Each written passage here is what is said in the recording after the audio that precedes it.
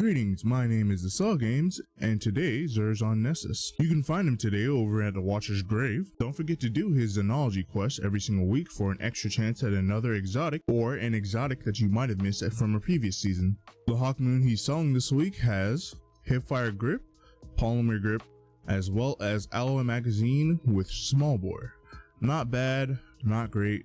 Honestly, I would say skip this one. His DMT has Subsistence, Composite Stock, Armor Piercing Rounds, and Small Bore. Not bad for PvE. The exotic weapon this week is the Tractor Cannon. Repulsor Force is the exotic perk.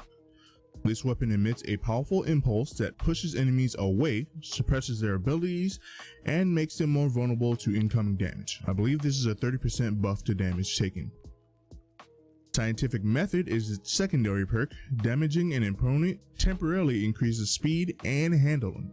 If you look here, it does have a couple of ornaments if you're into that kind of stuff, but other than that, it is a pretty good debuff weapon until you get your hands on Divinity.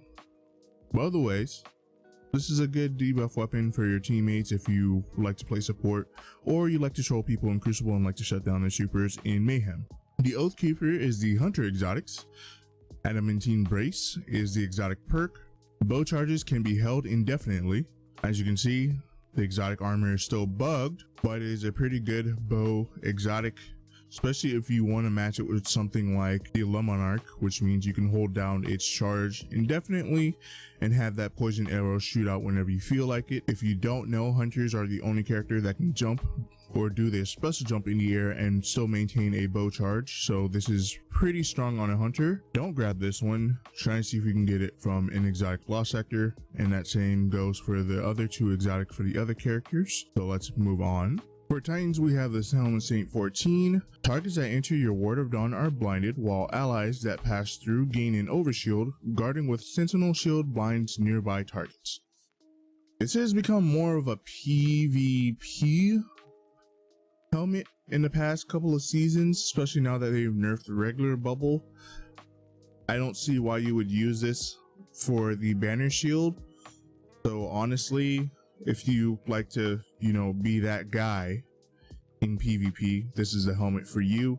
By now, pretty much everyone should have this if you're a Titan, but if you're new, try and get it from a lost sector. If you're an older returning player, then try and get it from Zer's exotic Ingram and see if you can get a good roll. Warlock exotic this week is a Controverse Hold. Resist incoming damage while charging your Void Grenade. Charged Void Grenades return grenade energy on hit. There's a good PvP and PvE exotic, especially in PvE. If you have a target that has a lot of health, you can charge your grenade, especially now you have Void 3.0 with the weakening grenade. You charge your grenade, toss it on that enemy, it'll recharge your grenade really quick because it'll probably get like 3 or 4 hits, especially in Grandmasters.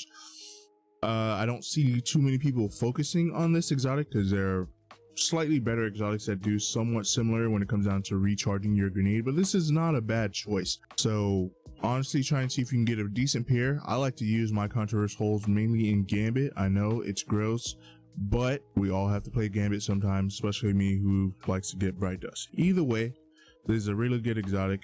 By any chance, if you can get a decent roll, try and make a build with it. For a weapon this week, I will recommend the Gnawing Hunger that Zer is selling. It comes with Corkscrew Rifling, Polygonal Rifling, Tactical Mag, Alloy Mag, Zen Moment, and Rampage with a Handling Masterwork. This is very much a PvP centric Gnawing Hunger. You can use it in PvE because of Rampage. Rampage doesn't necessarily hold up well in endgame compared to a lot of other damage perks, but it is very much worth grabbing if you don't already have a decent Gnawing Hunger in your vault. This Wishbringer is actually pretty good for PvP. It's got rifled barrel, small bore, steady rounds, accurized rounds, slide shot, snapshot, as well as a range masterwork.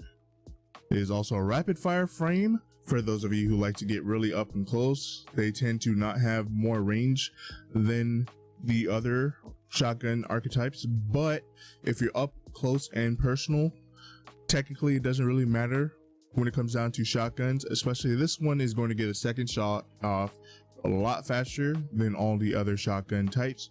So if you like to get up close and personal and you're trying to play a little bit of off meta, this Wishbringer is for you. And that'll be it for today's Xur video. Sound off in the comment sections if you're going to be grabbing anything from his inventory. Let me know if this video is useful, as well as other content that you may want me to cover on this channel. Unfortunately, it does seem like Bungie just doesn't care that the armor is bugged on Xur. Maybe it's intended this way now. I haven't heard anything about them fixing it. I haven't seen anything in the patch notes, as well as anything in the TWAB about this or known issues. Maybe it is and I just skimmed over it, but for now it just seems like Xur is just a way to get exotics that you might not have already gotten, and honestly it is a terrible way of doing it over legendary or master lost sectors, and the drop rates in those aren't necessarily the greatest, but if you're willing to grind through, you'll eventually get something. Hopefully they do something about that.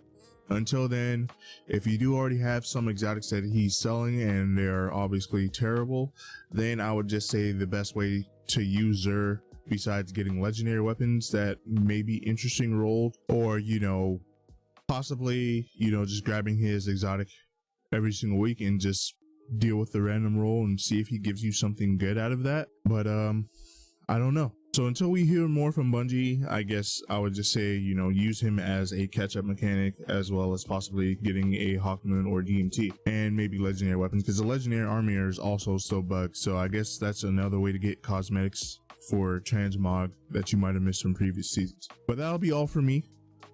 Have a great weekend. Thank you to those who made it to the end of this video. Don't forget to hit the subscribe button, smash the bell so you can be notified whenever I upload a new Destiny 2 video. My name has been The Games. Have a good weekend.